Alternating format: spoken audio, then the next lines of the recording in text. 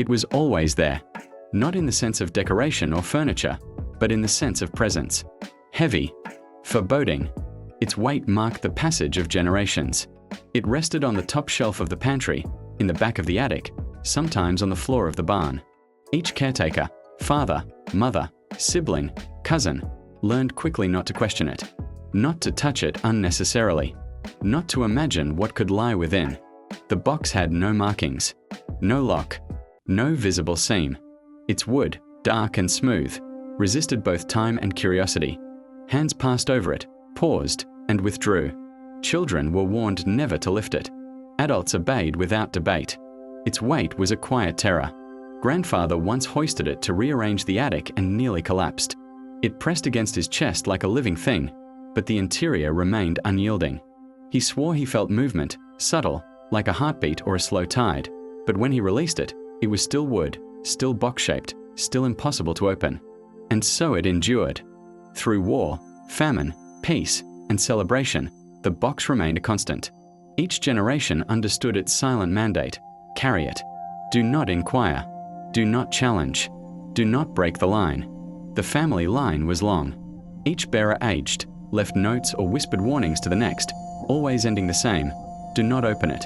It is not yours to receive, only to carry. Until the final heir. He was a scholar of physics, a man of instruments and measurements. He had heard the family stories, dismissed them politely to neighbors, colleagues, friends. But the box called differently to him. Perhaps it was the weight, so tangible that it contradicted reason. Perhaps it was the centuries of silence it held, waiting to be acknowledged. On a rainy afternoon, with the house empty and the storm pressing against the windows, he decided to examine it. Just once. No one would see. No one would know. He would finally record its mass, its composition, its interior. He set up instruments with obsessive care. Scales, pressure sensors, X-ray machines, ultrasound probes. Nothing was to be left untested. Every conceivable method was employed to understand the box's nature. The results were impossible. It weighed more than a full-grown man. Yet scans, probes, and even the most sensitive equipment detected nothing inside. No matter. No density gradients. No hidden compartments. The box was empty. And yet the mass persisted. It defied physics. Mass without matter. A weight anchored not in substance, but in presence. Instruments showed gravitational influence. Pendulums shifted slightly when the box moved. Laser interferometers registered microfluctuations when it was lifted. The scholar repeated tests, exhausted, incredulous, terrified. Each measurement confirmed the same impossibility: emptiness, weight, insistence. 4 hours, he wrestled with the paradox. He tried to open it, pressing, levering, prying. The wood yielded nothing. Tools slipped. The box remained impenetrable. Then came the subtle awareness. A sensation, almost physical, like a current running through the floor, up through the soles of his feet, into his chest. The box was not just heavy. It was aware. Not conscious, perhaps, but sentient in its insistence. It demanded attention, respect, endurance. He paused. The instructions became clear. Do not open. Do not claim. Do not pass beyond. To receive was impossible. To carry was the gift. In the days that followed, he observed the pattern. Each previous bearer had done the same, lived under its weight, managed it, obeyed it. The box was a legacy not of knowledge, nor of treasure, nor of power. It was a testament to endurance, to responsibility, to silence. Word spread quietly within the family. The cousins, aunts, uncles, scattered across countries, were summoned. Each confirmed what had been feared. The line was at an end. None would continue it. None would carry. Some had tried and failed to resist. They were no longer willing. The final decision was unanimous. They would end the line. It was not a matter of violence, nor even self-interest. It was acknowledgement. The box had chosen its final heir. And he, too, knew that to receive it fully would be to burden the world beyond measure. So the house was prepared. The box remained in its place of honor. Instruments were set to record, to observe, to understand, but not to interfere. The family gathered quietly, each one bearing the invisible load of the past, the weight of responsibility passed down silently for centuries. No one opened the box. They carried it together. Symbolically, spiritually, collectively, they understood that the gift was not meant to be possessed. It was meant to be endured, carried, a chain that linked generations, and which could only break when there were no more hands to hold it. In the final hours, the scholar recorded everything meticulously: the measurements, the mass, the mysterious emptiness. He noted the subtle vibrations, the psychological pressure, the almost tactile insistence that accompanied the box. He documented the family's decisions, their resignations, their understanding. And then the house was left alone. The storm had passed. Windows rattled no more. The box remained, heavier than reason, lighter than comprehension. No one came for it. No one would. It is said that objects carry memory, that they can retain intention, emotion, responsibility. This box carried all three, and more. It contained not matter, but weight of history, weight of decision, weight of endurance. Some gifts, the family agreed silently, are not meant to be received. They are not meant to be understood. They are meant only to be carried, until there is no one left to pass them to.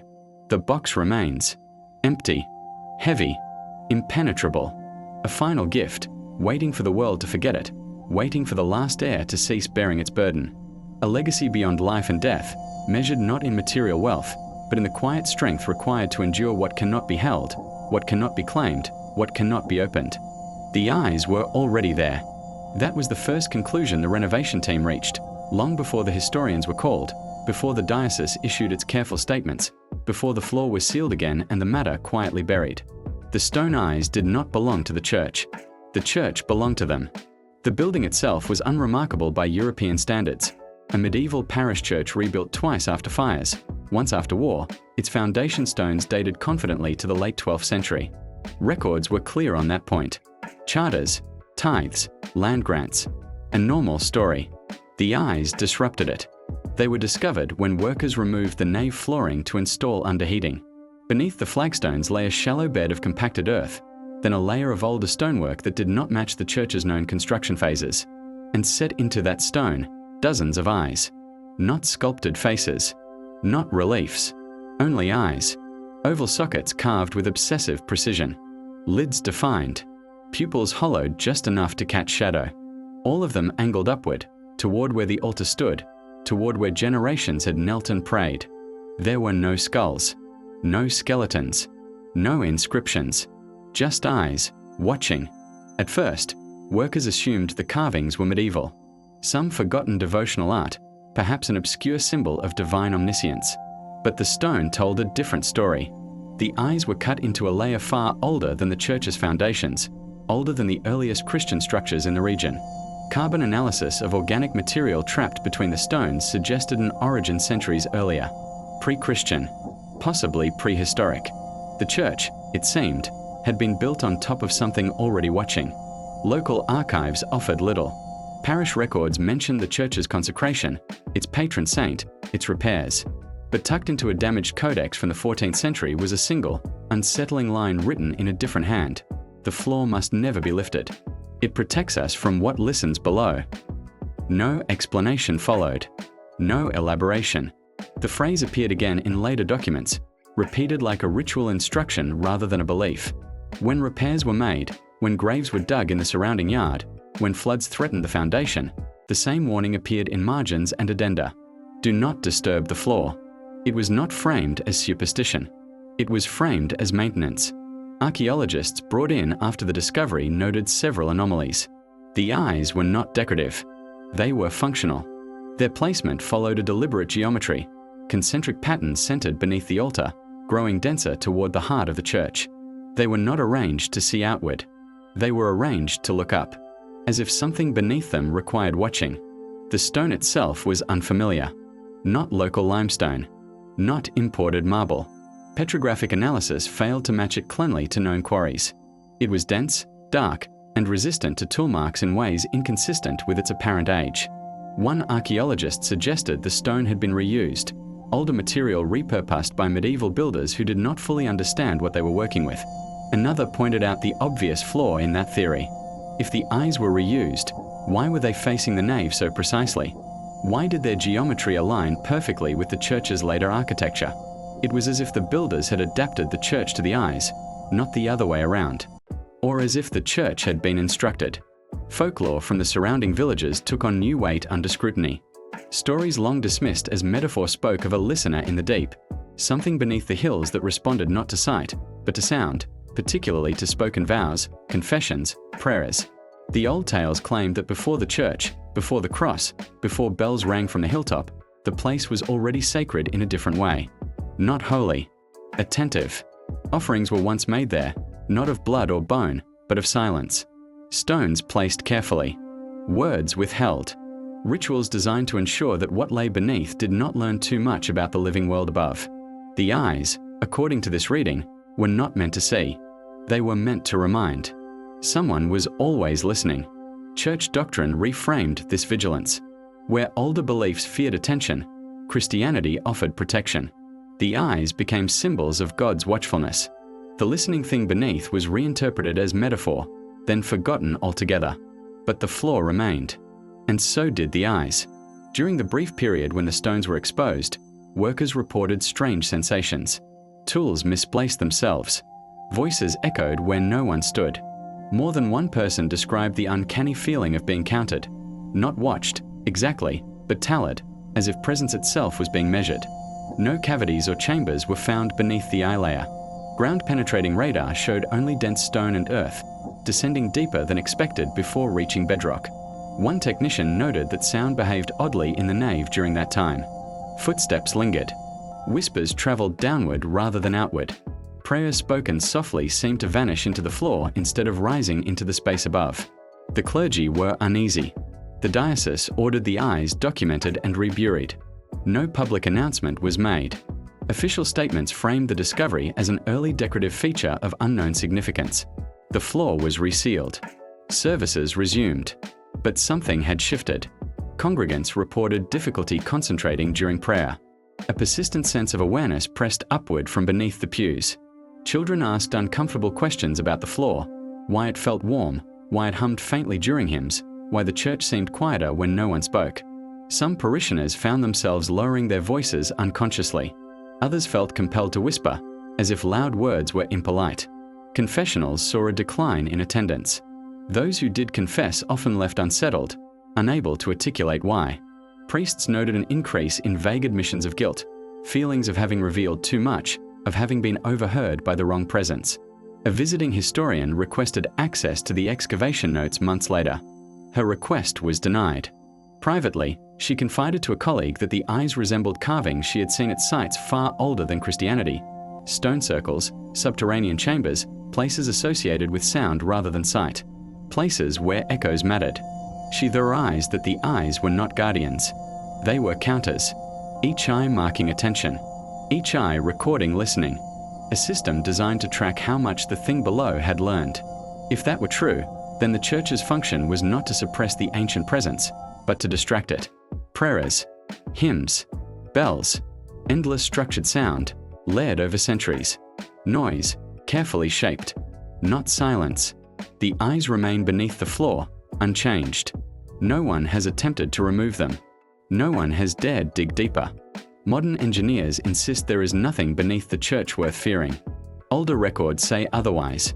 They say the eyes were placed long before stone walls or stained glass, before doctrine or altar, when the ground itself was considered awake. They say the builders of the church were not ignorant. They were cautious, and they understood something we no longer do.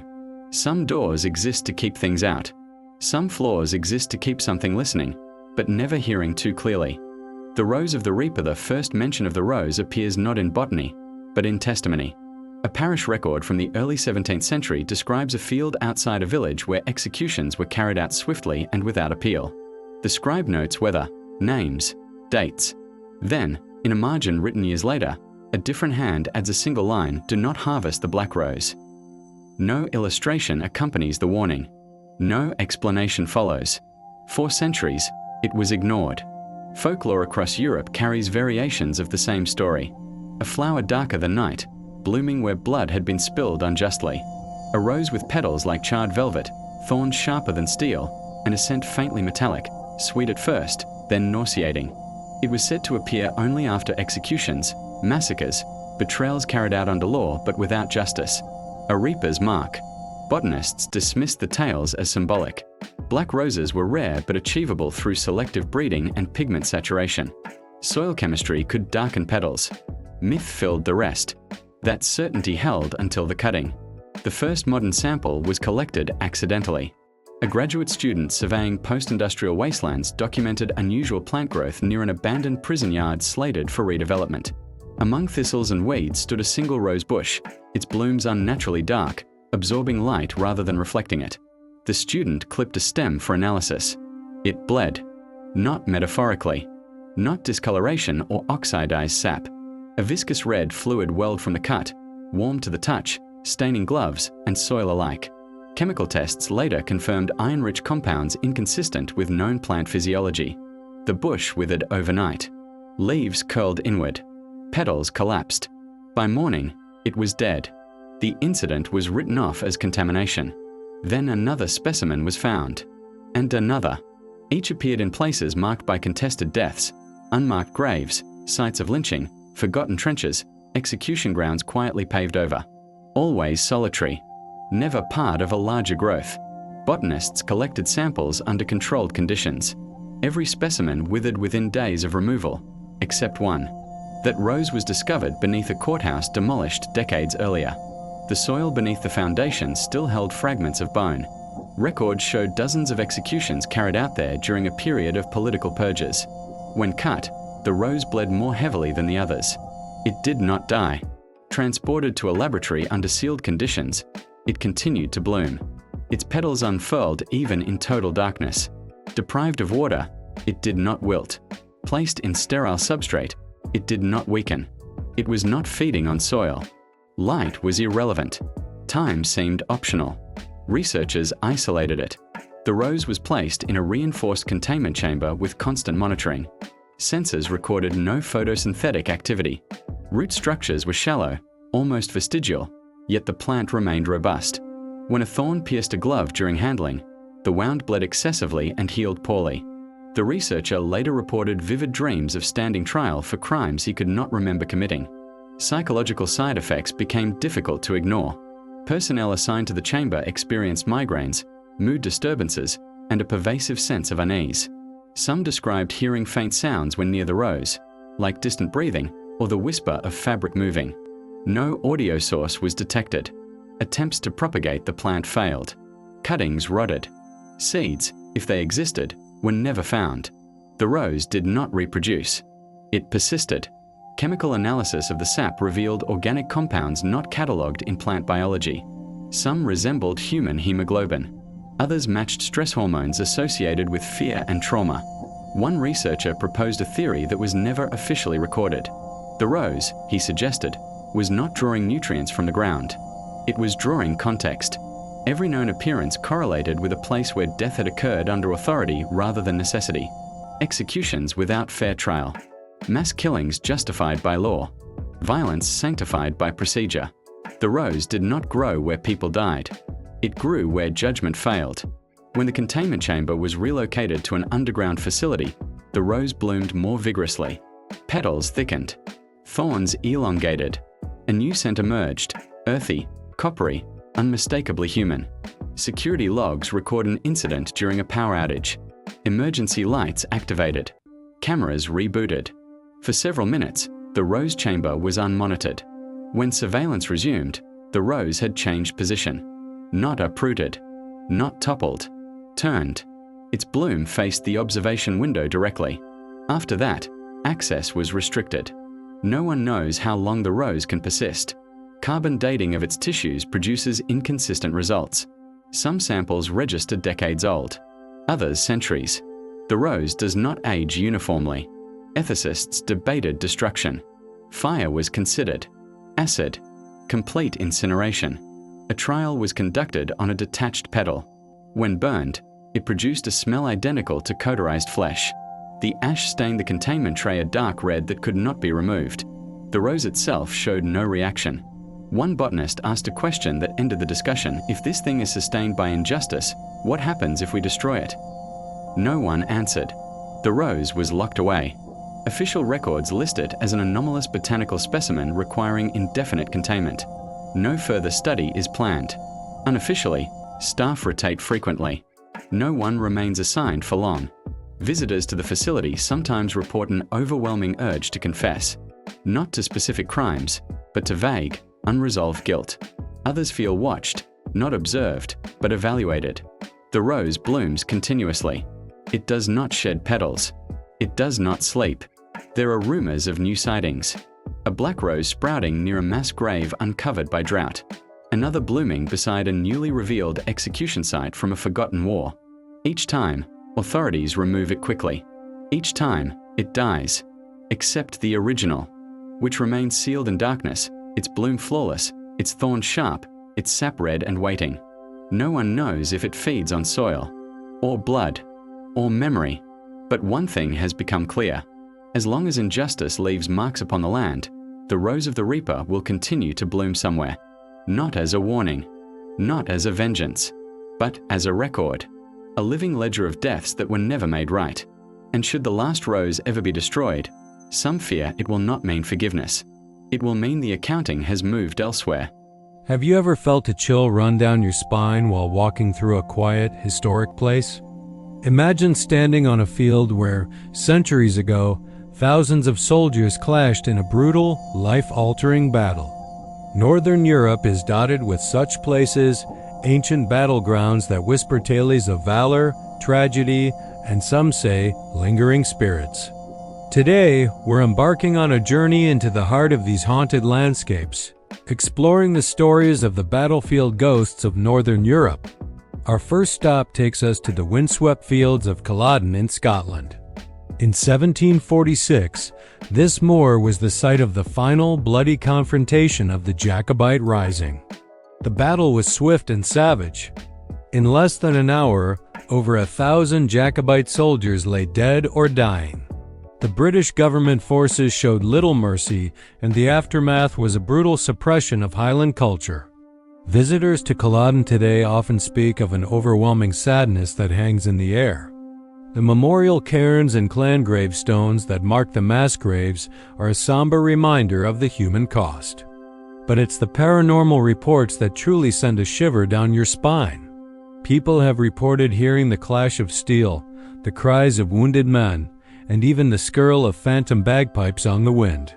One of the most famous apparitions is that of a tall, tartan-clad Highlander, seen staring mournfully across the moor before vanishing.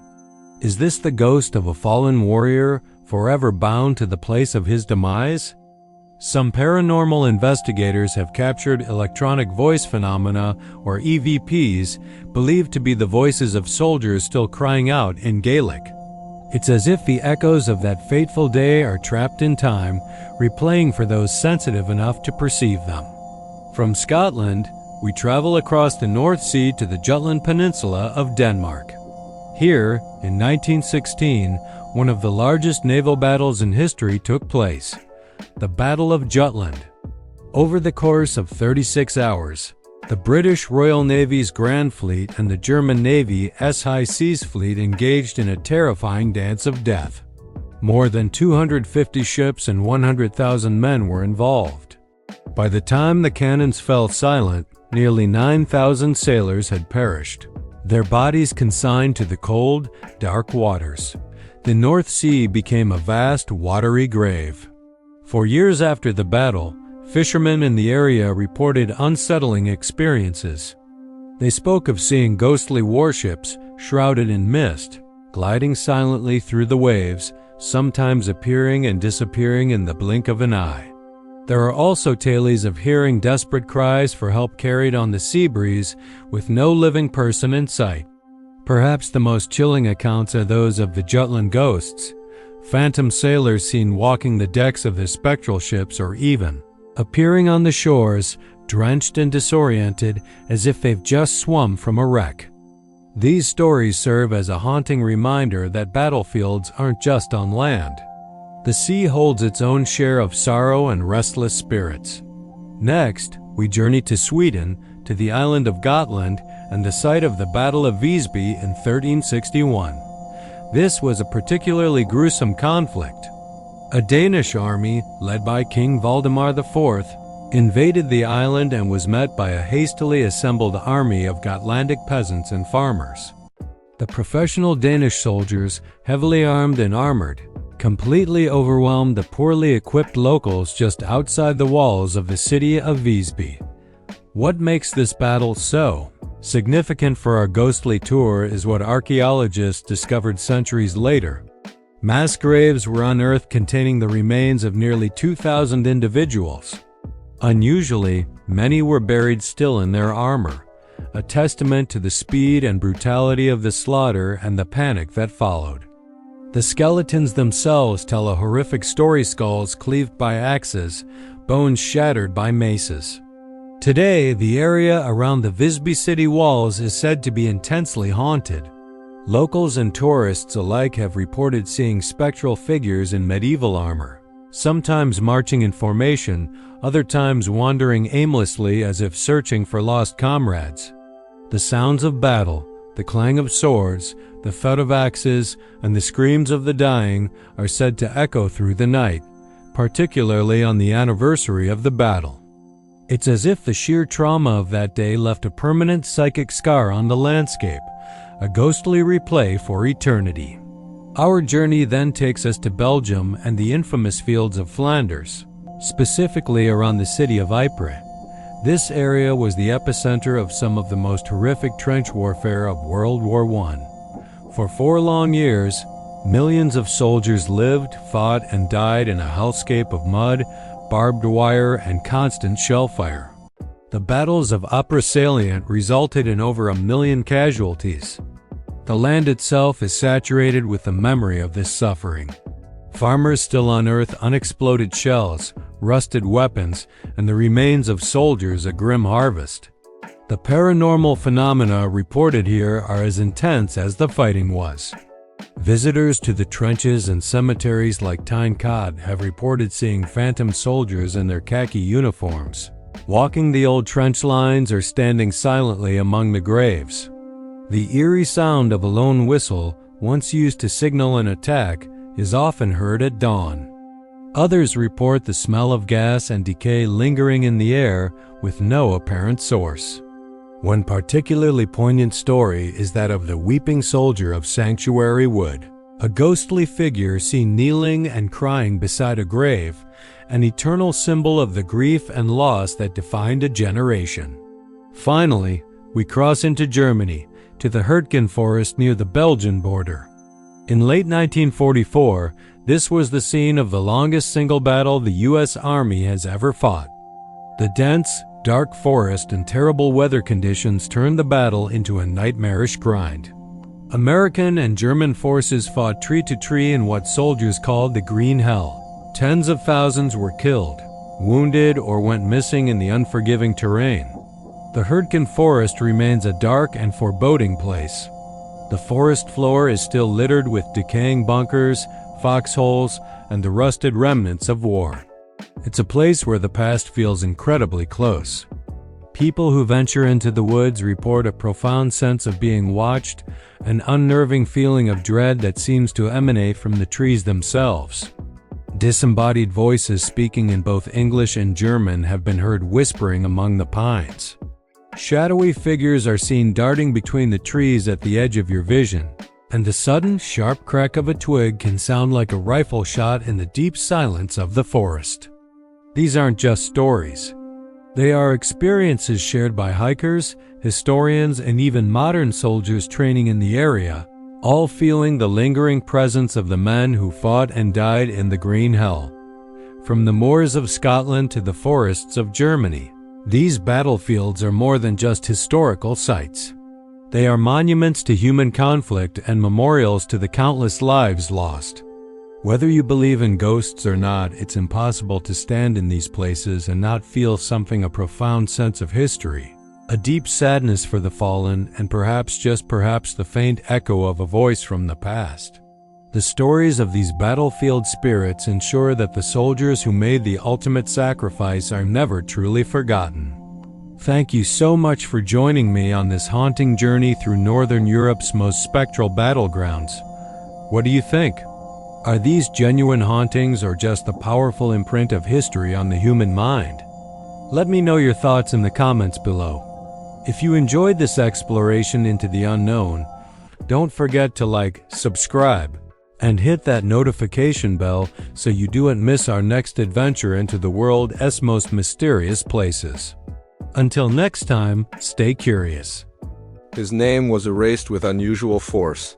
On temple walls where Cartouche once flowed in elegant relief, there are now scars-deep gouges where chisels bit again and again, not to obscure a name gently, but to annihilate it. Stone around the erasures is fractured, cracked by urgency. Whoever struck them did not work slowly. They worked as though time itself were pressing against their backs. Egypt knew damnatio memoria. Names were removed to punish traitors, heretics, failed kings, but those erasures were careful, bureaucratic. This was something else. This was defensive. The pharaoh's reign is inferred only indirectly. Reliefs show festivals without a king's face. Statues stand headless not from vandalism but from deliberate decapitation during installation. In some cases, the stone was smoothed afterward, as if artisans feared leaving even a trace of likeness. Most telling of all, no curse inscriptions accompany the erasures. There is no condemnation, only absence. Burial records are worse. The Valley of the Kings contains lists, careful, obsessive inventories of tombs, corridors, seals, and goods. In one papyrus, the numbering skips. A tomb is counted but not named. The space where a description should be is filled with an unusual prayer written sideways along the margin, squeezed in as an afterthought. Do not weigh him. The handwriting is priestly. The ink is thick, reapplied again and again. In Egyptian belief, judgment was inevitable. Every soul passed into the hall of two truths, where the heart was weighed against the feather of Mat. A righteous soul proceeded into eternity. An unworthy one was devoured. The system did not allow refusal. And yet the prayers associated with this pharaoh beg precisely for that. They do not ask for mercy. They do not ask for absolution. They ask for exemption. Let him wander unseen. Turn your faces away. Close the scales. Such pleas are heretical. Priests did not fear the afterlife. They curated it. They prepared kings meticulously for judgment, amulets placed, spells inscribed, texts copied with exactitude to ensure a safe passage. For this king they did the opposite. The burial chamber was hidden deeper than custom demanded. Not merely underground, but displaced offset through misleading corridors. False shafts, sealed turns that served no structural purpose. Tomb robbers never found it. Neither did later dynasties. It was not looted, it was avoided. The chamber itself, known only from fragments of architectural plans, was built without iconography. No stars painted on ceilings. No gods carved in niches. No book of the dead inscriptions to guide the soul. This was unprecedented. Instead, the walls bore warnings. Not to the living, to the gods. Short, urgent invocations carved low into the stone, some partially obscured by later plaster, as though even writing them was dangerous. Pass him by, let his heart remain uncalled. Do not speak his name. One line appears repeatedly, etched with increasing depth. Do not complete him. Egyptian theology held that the afterlife completed a person. Judgment was not merely evaluation, it was transformation. The soul was reassembled, made eternal through divine recognition. To deny that process was to leave something unfinished. Why would priests choose that? Fragments of administrative records hint at unrest late in the reign. Workers reassigned without explanation. Temples closed temporarily for recalibration of ritual. A new priesthood elevated rapidly, bound by unusually strict oaths of silence. One ostracon records a laborer's complaint. They make us build as though the dead still watch. There are no accounts of rebellion. No evidence of tyranny, no foreign invasion. The fear does not seem political. It seems metaphysical. Modern Egyptologists debate possibilities. Some suggest the king claimed divinity prematurely. Others propose a ritual-era, flawed coronation, a blasphemous ceremony that disrupted cosmic order. But these theories fail to explain the extremity of the response. Names can be erased without hiding a body. Bodies can be hidden without pleading with gods. What terrified the priesthood was not what the king had done in life. It was what might happen to him in death. The chamber was sealed with techniques more commonly used for containment than burial. Stone blocks interlocked to prevent vibration. Resin layers thick enough to absorb sound. Doorways designed to confuse not human intruders, but orientation itself angles that distort spatial awareness. Some doors exist not to keep intruders out, but to keep something in between life and judgment, between memory and erasure, between existence and completion. The burial goods are described obliquely: no golden mask, no spells etched on jewelry. Instead, objects associated with stasis, weights, anchors, sealed vessels filled with unknown compounds. One list mentions heart unbound, a phrase that appears nowhere else in Egyptian funerary tradition. Most troubling is the treatment of the heart. Normally preserved, protected, enchanted to speak truth during judgment. For this pharaoh, records suggest it was isolated, sealed separately, wrapped in layers meant to dampen resonance, as though it might answer when called and should not.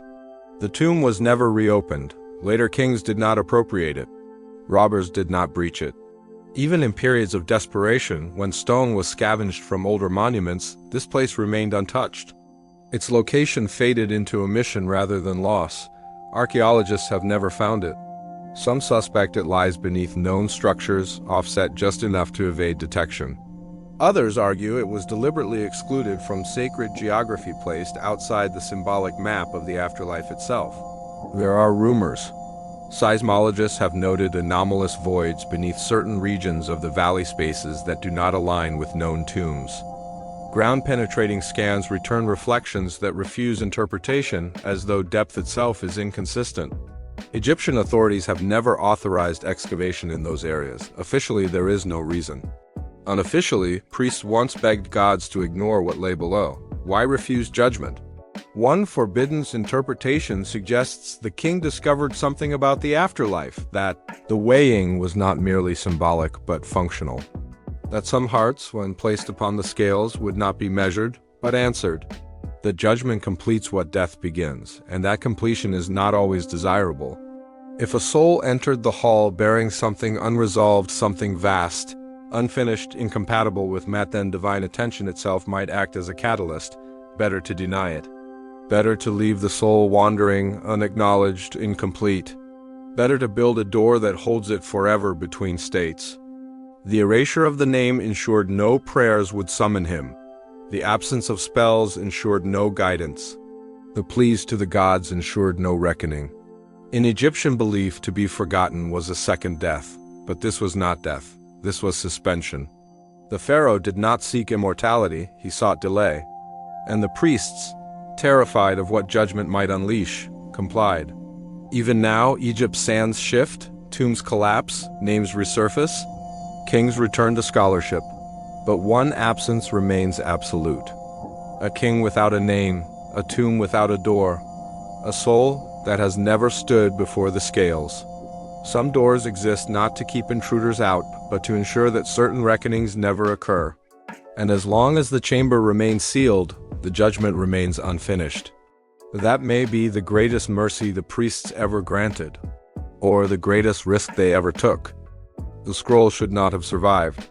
It was thin bronze, beaten into a sheet no wider than a man's forearm and no longer than his stride, etched so finely that the symbols appeared stitched rather than carved. Bronze corrodes, it cracks. It disappears into green dust given enough centuries.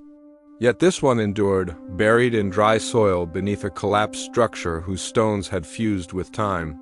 When it was uncovered, the first assumption was ceremonial. Bronze scrolls were rare but not unheard of, used for oaths, laws, dedications meant to outlast papyrus and skin. This one, however, carried no invocation to gods, no king's name, no date. Its opening lines were abrupt, functional, almost impatient. "There is a thing," it began. No metaphor followed. The language was technical, spare, written by hands accustomed to instruction rather than storytelling. The script showed corrections scratched out and re-etched as though accuracy mattered more than elegance. This was not mythic poetry, it was a record. The description that followed unsettled everyone who read it. The creature, if that word applies, was described as having too many joints. Not merely multiple limbs, but articulations where none should exist. elbows bending backward into elbows, segments rotating independently. Movement that did not follow any known pattern of anatomy. Its eyes were worse. They were numerous, yes, but more troubling was their placement. The scroll notes eyes along surfaces that should not perceive inside angles, beneath folds, within cavities that opened and closed as the thing moved. Some eyes were described as transient, appearing only when the creature turned in certain ways. As if sight itself relocates, the text states. The voice receives the longest entry. It did not roar or hiss. It spoke, but hearing it produced physical illness, nausea, vertigo, bleeding from the nose and ears. One passage describes men collapsing mid-sentence, unable to complete warnings because their mouths filled with blood. The sound is shaped, the scroll explains. It presses upon the body as force, not meaning. No known animal matched the description. Early historians were quick to label it allegorical, a demon, a composite monster. A cautionary tale? The kind of exaggeration cultures used to encode fear. Engineers disagreed. They noticed the measurements. After the description comes a shift in tone so abrupt it is almost jarring. The scroll abandons observation and moves directly into specification. Dimensions of stone blocks, ratios of binding material, instructions for layering metals to dampen vibration. Calculations of depth expressed not in symbolic numbers but in practical units tied to human labor days of digging, number of carriers required to remove spoil. This was not a warning meant to inspire dread. It was a manual. One section details the behavior of the creature under restraint. Pressure increases agitation. Darkness does not pacify it. Silence does not affect it. Only separation distance measured precisely reduces its activity. We learn this, the scroll notes, after the third loss. No explanation of the first two is provided. Another passage describes an attempt to destroy the creature. Fire failed, blades failed, crushing failed. The creature adapted to force not by resisting it, but by reconfiguring itself around it. Joints redistributed. Eyes withdrew from threatened surfaces and emerged elsewhere. The voice intensified, not in volume but in density. At a certain proximity, the text states, the sound becomes structural. Historians lingered on that phrase, arguing metaphor. Engineers underlined it. The scroll describes the ceiling. It was not a prison in the traditional sense. There are no bars, no doors. Instead, it outlines a sequence of layers designed to isolate the creature from the world above. Stone, metal, packed earth. Each layer serves a different purpose: mass, resonance dampening, obstruction of movement. The order matters.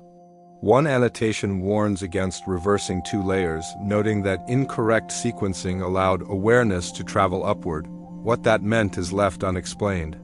The depth is specified with alarming precision. Not deep, not far below, but a measurement exact to the span of a man's outstretched arms multiplied dozens of times. The authors understood that depth was not merely distance, but attenuation. Sound weakens with space, so does influence. The final section is the most unsettling. It lists materials required for long-term stability, substances that were rare even at the time of writing, metals alloyed in proportions that modern metallurgy would not rediscover for centuries, organic layers meant to decay slowly, releasing compounds that interfere with vibration. This was not built to last a generation. It was built to last forever. The final lines are not poetic. There is no triumph, no prayer, no declaration of victory, only a statement of completion. We sealed it below, the scroll reads. We sealed it well. Beneath that sentence, a location had once been etched. It was scratched out. Not erased cleanly, but violently, as though the act of removing it mattered as much as hiding it. Deep gouges scar the bronze where the name or coordinates or description once existed. Historians dismiss the scroll as myth reinforced by technical flourish, a clever fabrication designed to borrow authority from engineering language. Engineers could not dismiss it so easily. They recognized the tone. It was not speculative. It was post-event. Every instruction reads like the product of trial and error, failures acknowledged indirectly, adjustments embedded in the design. This was written by people who had already survived an encounter and did not intend to repeat it. Modern analysis of the scroll revealed something else. The wear pattern suggests it was consulted repeatedly, folded and unfolded, carried, referenced under stress. This was not a ceremonial object buried for posterity. It was used. Some scholars proposed the creature was never real, that the scroll described a concept, a danger abstracted into form. Others asked why abstract dangers require exact depths. In recent years, the scroll has attracted attention from fields beyond history.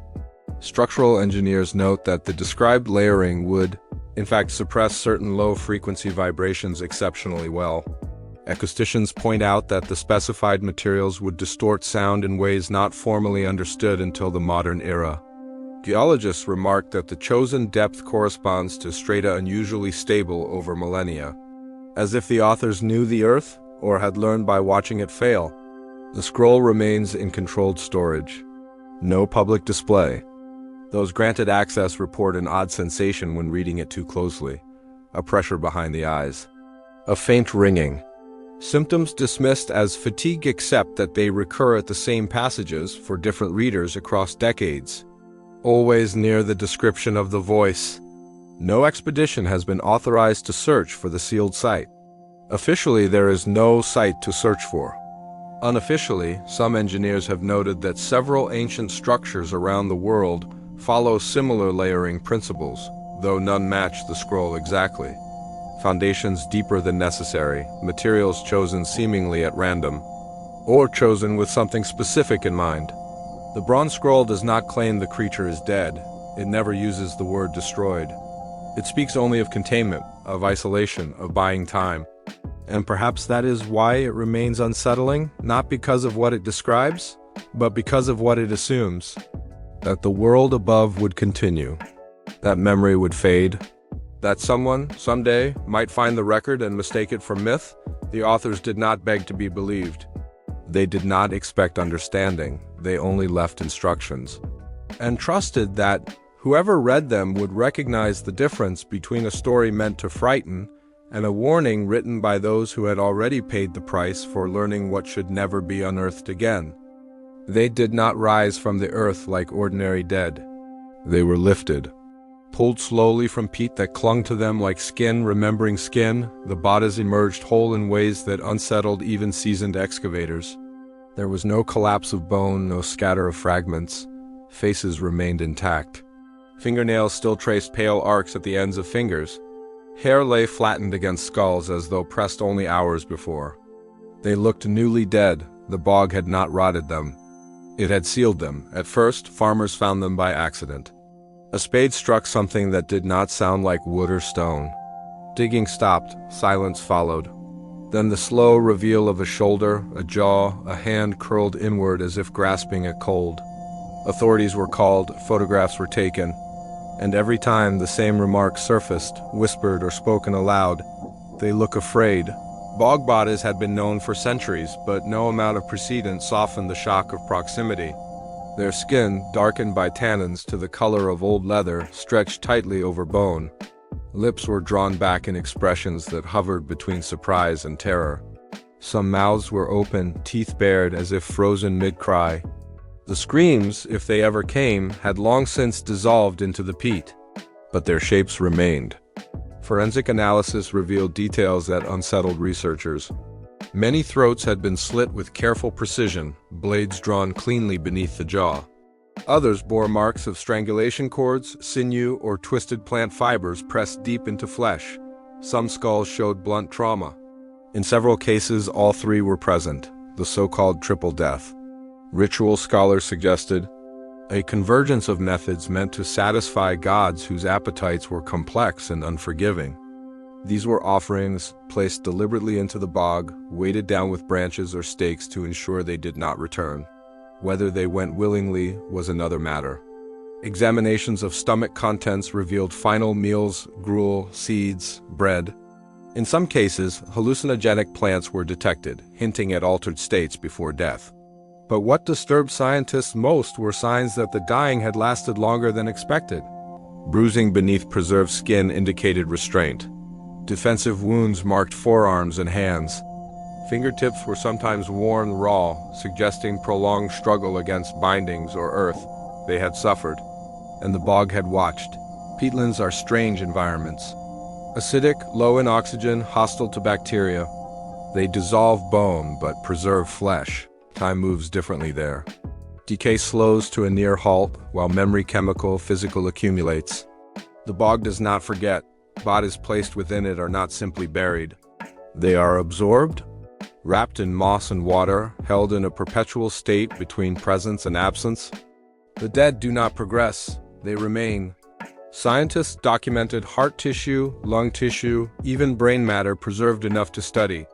With modern imaging, they reconstructed final moments pressure on the throat, panic responses, oxygen deprivation measured in minutes rather than seconds. The conclusion was unavoidable. These deaths were not swift. And yet, the expressions did not soften. Museums began to display the bodies. Glass cases, controlled humidity. Dim lighting meant to convey reverence. Informational plaques explained Iron Age belief systems, sacrificial rites, and environmental preservation. Visitors leaned in close, studying eyelashes that still cast shadows. Many did not linger. Complaints accumulated quietly at first: headaches, nausea, a sense of pressure behind the eyes. Some visitors reported dizziness or sudden emotional distress they could not explain. Others felt compelled to leave the gallery immediately, hearts racing, palms sweating. Museum staff noticed patterns. The longer someone stood before the bodies, the stronger the reaction became. Guards reported an oppressive atmosphere in the exhibit halls, especially late in the day. One described the feeling as standing in a room full of people who are waiting for something to happen. Children cried without obvious cause, audio guides malfunctioned near certain cases. Lights flickered, cameras failed, skeptics blamed suggestion. The power of confronting death so directly. The human mind, primed by expectation, filling gaps with discomfort. But the effects did not fade with familiarity. Curators who worked daily among the bodies developed chronic migraines. One archivist began to experience vivid dreams of drowning in darkness, lungs burning, hands bound. Another reported hearing muffled sounds while closing exhibits at night, wet, rhythmic noises like breathing through water. No source was found. The bog bodies themselves did not change. They remained perfectly still, perfectly preserved. Yet some swore their expressions shifted depending on angle or light. A slack jaw seemed tighter one day. A brow appeared more furrowed. These observations were dismissed as tricks of perception until drawings began to differ. Independent illustrators tasked with documentation produced sketches that did not match one another. Details were inconsistent, lines diverged. In some cases, the same artist produced different renderings of the same body on different days. They blamed fatigue. They did not mention the sensation that accompanied the work, a feeling of being watched not by the living, but by the dead. Anthropologists proposed that the bodies were never meant to be seen again. The bog was not a grave, but a contract. A sealed exchange between human communities and something that dwelled beneath the waterlogged earth. To remove the offerings was to break that agreement. What followed, they warned, was not punishment but reminder. The bog had kept its memory, and it did not want it shared. In recent years, several institutions quietly reduced display times. Some bodies were returned to storage. Others were reburied in controlled peat environments under the justification of ethical stewardship. Public explanations emphasized respect. Private memos spoke of risk. One internal report described an incident in which a visitor collapsed in front of a display, murmuring repeatedly about cold hands on his throat. Medical examination found no physical cause. He refused to explain what he had seen. Another case involved a night guard who resigned without notice after claiming the bodies were no longer quiet. No official statement followed. Meanwhile, bog excavations continued. New bodies were found. Each time, the same paradox emerged. They were ancient yet intimate. Removed from the peat, they seemed to lose something indefinable, as though separation itself was a kind of violence. Researchers noted that once exposed to air, the bodies began to deteriorate rapidly unless treated. Preservation required constant intervention. The bog had done it effortlessly. It had held them exactly as they were at the moment of death, not as corpses, but as witnesses, witnesses to ritual, witnesses to fear, witnesses to an understanding of sacrifice modern minds struggle to accept. Standing at the edge of an active peatland today, one can feel it. The ground yields underfoot. Water reflects the sky in broken patches. Beneath the surface, layers of compressed time lie stacked like pages pressed together. Every footprint sinks and slowly fills. Nothing truly leaves. Locals tell stories of lights drifting across the bog at night, low and pale, of voices carried by mist, of sudden chills that grip the throat without warning. Scientists call it folklore, but even they tread carefully. Because the bog does not preserve indiscriminately, it selects.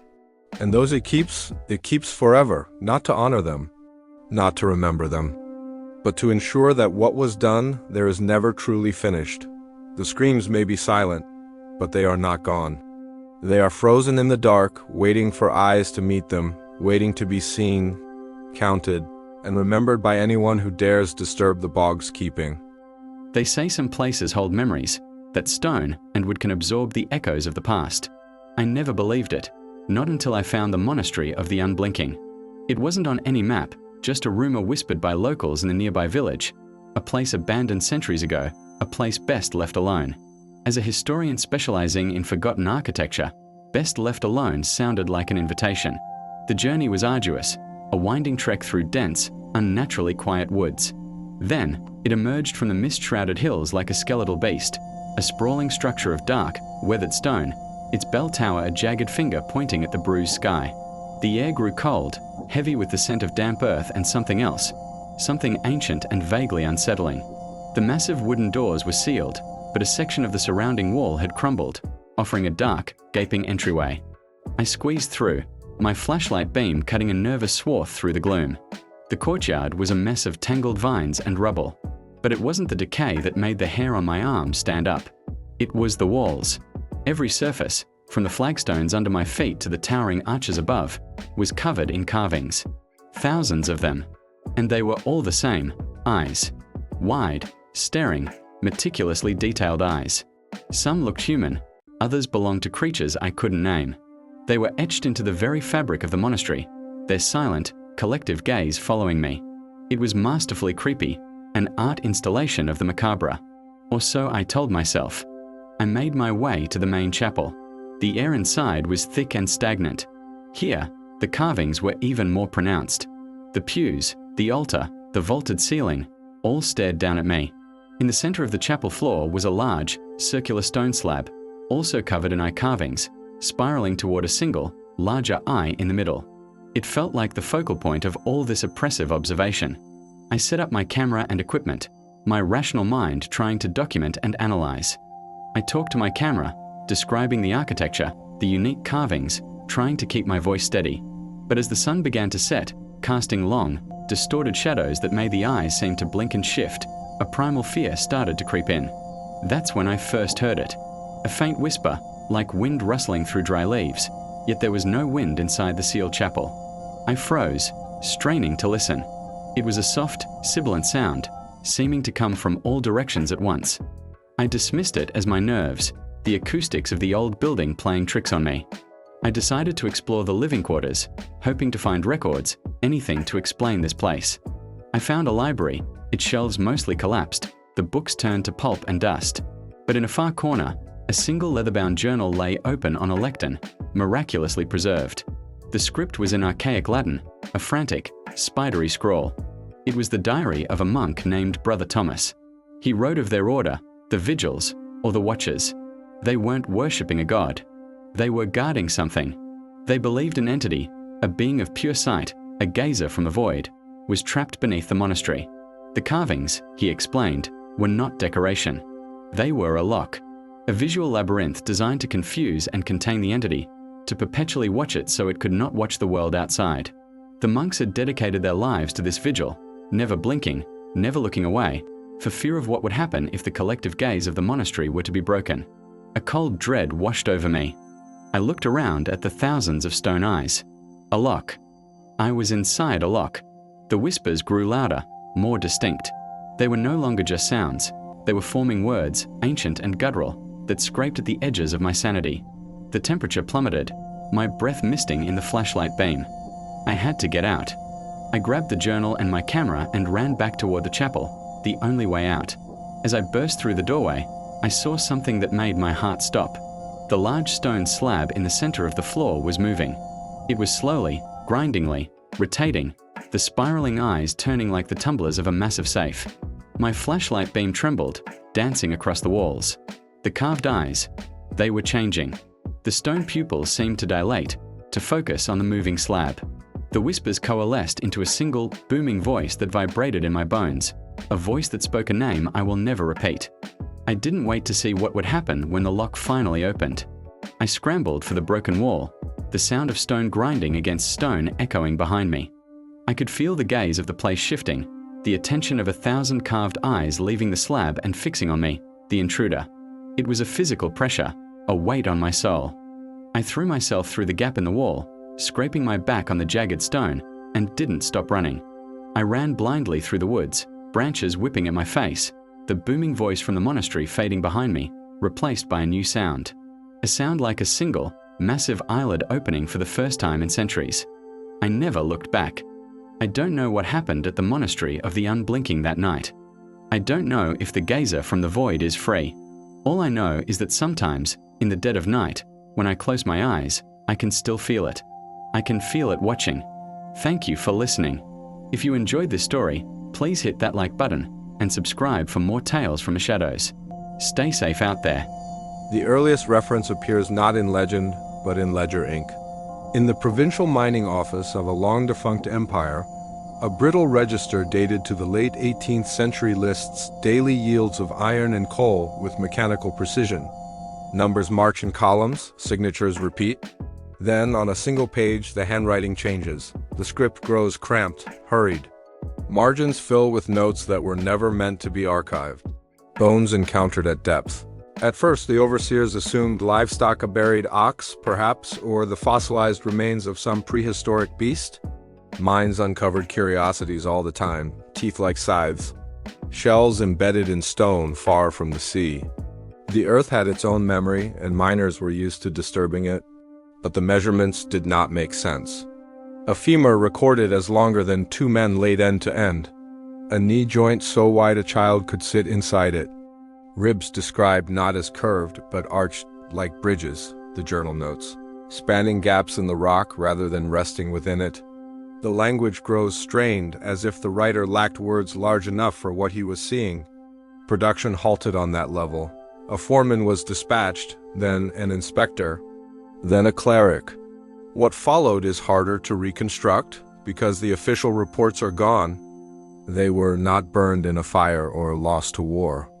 They were removed deliberately. Catalog numbers skip. Pages were cut from bindings with careful blades. Someone wanted a clean absence rather than a messy destruction. Only one personal journal escaped the purge, tucked into the false bottom of a tool chest and forgotten when the mine was finally sealed. It belonged to a surveyor named Elias Kor. Kor was not a superstitious man. His early entries are dry, technical, obsessed with angles and pressures and soil composition. He writes about stress fractures in the supports and the slow creep of water through the rock. He complains about the smell of damp timber and the incompetence of local laborers. Then abruptly his tone changes. Depth, approximately 400 feet, he writes. Rock temperature inconsistent with charts. Warm to the touch, not geothermal, feels occupied. The word is underlined. Kor describes the first cavity as a mistake, a hollow where there should not have been one. The walls were smooth, not jagged, as if shaped rather than broken. When the lantern light reached across it, the shadows behaved strangely, bending instead of stretching. That was where they found the thigh bone. It was not buried. It was embedded, fused into the surrounding stone as though the earth itself had grown around it. Chisel marks skittered uselessly across its surface. Iron rang against it with a sound more like struck glass than bone. When they finally freed a section, the miners refused to continue. Kor notes the silence that followed. Men who sang to keep time with their swings would not speak. One dropped his pick and walked out without explanation. Another wept openly, unable to say why. The scale is wrong, Kor writes that night. This is not a creature that died here. This is something that rests here. Soon after, the mine began to change. Tools went missing, not misplaced but removed. Lanterns extinguished themselves without wind. Sounds traveled where no tunnels existed. Footsteps pacing just beyond the rock face, slow and heavy, felt more than heard. Once, Kor writes, he pressed his ear to the wall and felt a vibration that matched no known machinery. A pulse. The warmth increased as they dug deeper, but not evenly. Some passages were cold enough to frost breath, while others felt like the inside of a living body. The rock there was damp, almost soft, resisting drills in a way that suggested elasticity rather than hardness. One miner swore the walls moved when no one was looking. Kor did not dismiss this outright. Instead, he recorded his own observation that the tunnel measurements no longer matched his earlier surveys. Distances subtly changed, straight lines bent. A corridor that should have ended at a support beam continued several feet beyond it, as though space itself had stretched. Then came the ribs. They emerged in sequence, each larger than the last, curving upward and vanishing back into the stone. The miners stood beneath them like ants beneath an aqueduct.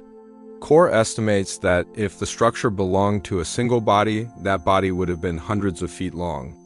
No known anatomy supports this, he writes.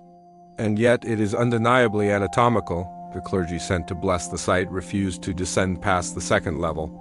One muttered prayers continuously until he was brought back to the surface. Another demanded the mine be sealed immediately, declaring the place unfinished. When pressed for clarification, he could not explain what he meant. The final entries in Kor's journal are written in a shaking hand.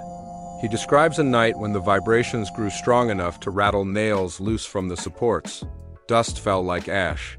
Somewhere deep below, something shifted, slow and massive, producing a sound not unlike stone grinding against stone, except that it came in a rhythm. In sleep, Kor writes, creatures turn. On the last page, a single sentence appears, written over and over until the ink tore the paper. Do not wake it. Shortly after, the mine was sealed. The official explanation cited structural instability and worker safety. A retaining wall was built. The entrance collapsed intentionally. The site was removed from future surveys, its name omitted from regional maps. Above ground, the land began to fail.